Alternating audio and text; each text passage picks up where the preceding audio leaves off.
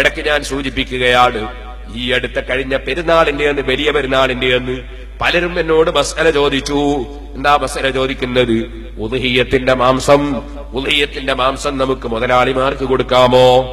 ഉദ്ഹിയ്യത്തിന്റെ മാംസം മുതലാളിമാർക്ക് കൊടുക്കാം, പക്ഷേ അതവർക്ക് തിന്നാനേ പറ്റുള്ളൂ, വിൽക്കാൻ പറ്റൂല. അവർക്ക് തിന്നാൻ വേണ്ടി വേവിച്ചിട്ടും വേവിക്കാതെയും കൊടുക്കാം, അവർക്ക് തിന്നാം, മറ്റൊരാളെ തീറ്റിക്കാം. അതേ സമയത്ത് ഒരിക്കലും തന്നെ അവർക്ക് വിൽക്കാൻ പറ്റൂല. നേരെ മറിച്ച് പാവപ്പെട്ട ഒരു ഫഖീറായ മിസ്കീനായ മനുഷ്യനെ നമ്മൾ ഉദ്ഹിയ്യത്തിന്റെ മാംസം കൊടുത്താൽ അയാൾക്ക് അത് വിൽക്കുന്നതിന് വിരോധമില്ല, അയാൾക്ക് വിറ്റ് കാശാക്കുന്നതിന് വിരോധമില്ല.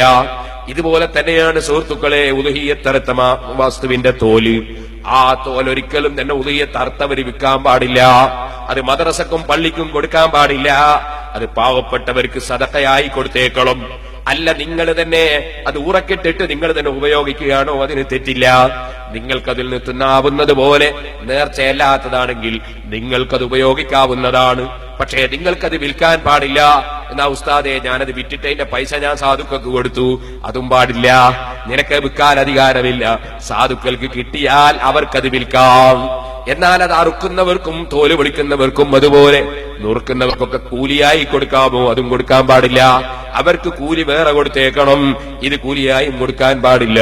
ഇത് പാവപ്പെട്ടവർക്ക് ധർമ്മമായി കൊടുത്തേക്കണം. അവരത് വിൽക്കുകയോ അവരിഷ്ടം പോലെ ചെയ്തോട്ടെ, നീ അത് നോക്കേണ്ടതില്ല. ഇതതിന്റെ മസലയാണ്. ഇതുപോലെ തന്നെ ഞാൻ പറയട്ടെ, ഉദ്ഹിയ്യത്തിന്റെ മാംസത്തിന് ചില നിയമങ്ങളുണ്ട്, അതേ മറ്റുള്ള മാംസത്തിനില്ലാത്ത നിയമങ്ങളുണ്ട്. ഉദാഹരണത്തിന് ഞാനൊരു ഉദ്ഹിയ്യത്ത് നേർച്ചയാക്കിയാൽ ആ നേർച്ചയാക്കിയ ഉദ്ഹിയ്യത്തിൽ നിന്ന് ഒരൽപ്പം, ഒരു കഷ്ണം പോലും എനിക്ക് തിന്നാൻ പാടില്ല. എന്റെ ഭാര്യയ്ക്ക് കൊടുക്കാൻ പറ്റൂല, എന്റെ ചെറിയ മക്കൾക്ക് കൊടുക്കാൻ പറ്റൂല. അതതിന്റെ നിയമമാണ്. ഞാൻ തന്നെ അറുത്ത ഉദ്ഹിയ്യത്താണ്, പക്ഷെ എനിക്ക് തിന്നാൻ പറ്റൂല. ഇതുപോലെ തന്നെ എന്റെ ഭാര്യയ്ക്ക് കൊടുക്കാൻ പറ്റൂല. ഇതുപോലെ നിങ്ങൾ മനസ്സിലാക്കണം സുഹൃത്തുക്കളെ, സക്കാത്തും അങ്ങനെ തന്നെയാണ്. സക്കാത്തിന്റെ മകൾക്ക് കൊടുക്കാൻ പറ്റൂല, എന്റെ ഭാര്യയ്ക്ക് കൊടുക്കാൻ പറ്റൂല, എനിക്കെടുക്കാൻ പറ്റൂല. അത് അതിന് അർഹതപ്പെട്ടവർക്ക് കൊടുത്തേക്കണം. എന്നാൽ നിങ്ങൾ നോക്കൂ, സക്കാത്ത് നബി സല്ലല്ലാഹു അലൈഹി വസല്ലം തങ്ങൾ സ്വീകരിക്കൂല, സ്വന്തത്തിലെടുക്കൂല. സക്കാത്ത് നബി സല്ലല്ലാഹു അലൈഹി വസല്ലം തങ്ങളെ കുടുംബത്തിനും പറ്റൂല, തങ്ങന്മാർക്കും പറ്റൂല. ഇതതിന്റെ നിയമമാണ്. ഇതുപോലെ തന്നെ ധർമ്മം ഏത് ഹിന്ദുക്കൾക്കും നമുക്ക് കൊടുക്കാം. നമ്മോട് സൗഹാർദ്ദത്തോടെ ജീവിക്കുന്ന ഹിന്ദുക്കൾക്ക് ധർമ്മം കൊടുക്കാം, ക്രിസ്ത്യാനികൾക്ക് ധർമ്മം കൊടുക്കാം, തെറ്റില്ല. അവർക്ക് ഭക്ഷണം കൊടുക്കാം, വസ്ത്രം കൊടുക്കാം, മാംസം കൊടുക്കാം, തെറ്റില്ല. പക്ഷേ സക്കാത്ത് അവർക്ക് കൊടുക്കാൻ പാടില്ല. സക്കാത്ത് തങ്ങന്മാർക്കും കൊടുക്കാൻ പാടില്ല. അതേ, സക്കാത്ത് തങ്ങന്മാർക്ക് കൊടുക്കാൻ പാടില്ല. കാരണം അത് നമ്മുടെ സ്വത്തിന്റെ ചേറാണെന്നാ പറഞ്ഞത്. ആ ചേറ് തങ്ങന്മാർക്ക് കൊടുക്കാൻ പറ്റൂല.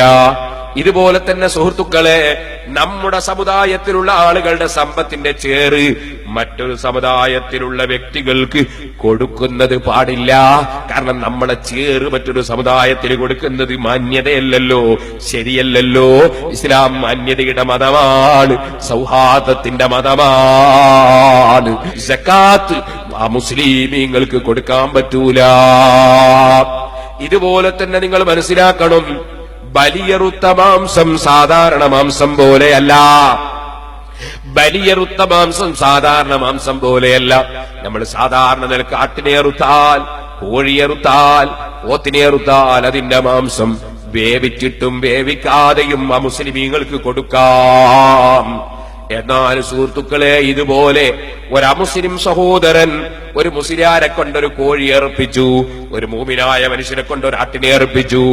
അദ്ദേഹത്തിന്റെ കാശ് കൊടുത്ത് അദ്ദേഹം വാങ്ങിയ ആട്ടിനെ, അല്ലെങ്കിൽ അദ്ദേഹം പോറ്റിയ ആട്ടിനെ അദ്ദേഹം ഒരു മുസ്ലിയാരെ കൊണ്ട്, അല്ലെങ്കിൽ അറബ് അറിയുന്ന ഒരു മൂമിനായ മനുഷ്യരെ കൊണ്ട്, മൂമിനീങ്ങൾക്കല്ലേ ഇസ്ലാമിന്റെ ചിട്ടയനുസരിച്ച് എങ്ങനെ അറുക്കണമെന്ന് അറിയുള്ളൂ, അവർക്കല്ലേ ബിസ്മി എല്ലാം അറിയുള്ളൂ, അവരല്ലേ ബിസ്മി ചൊല്ലുള്ളൂ.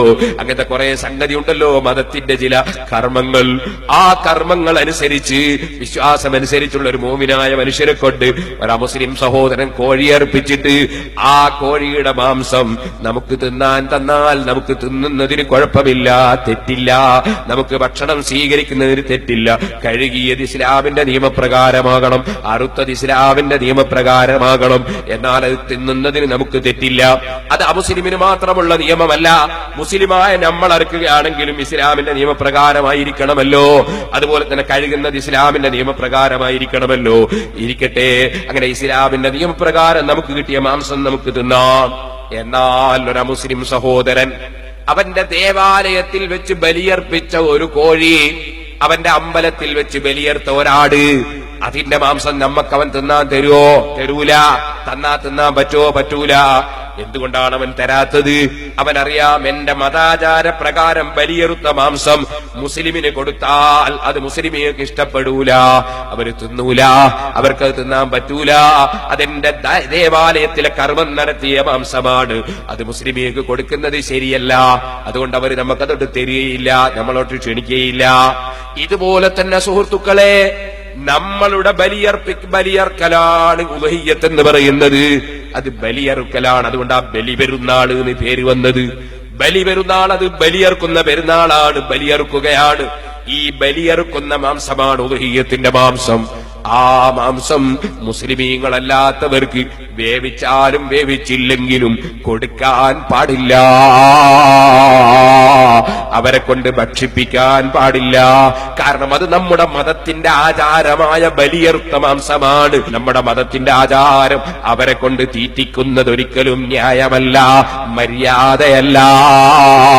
അതുകൊണ്ട് ഇസ്ലാമിൽ ഉദ്ഹിയ്യത്തിന്റെ മാംസം അത് വേവിച്ചാലും വേവിച്ചില്ലെങ്കിലും ആ മുസ്ലിമീങ്ങൾക്ക് കൊടുക്കൽ ഹറാമാണ് കേട്ടോ.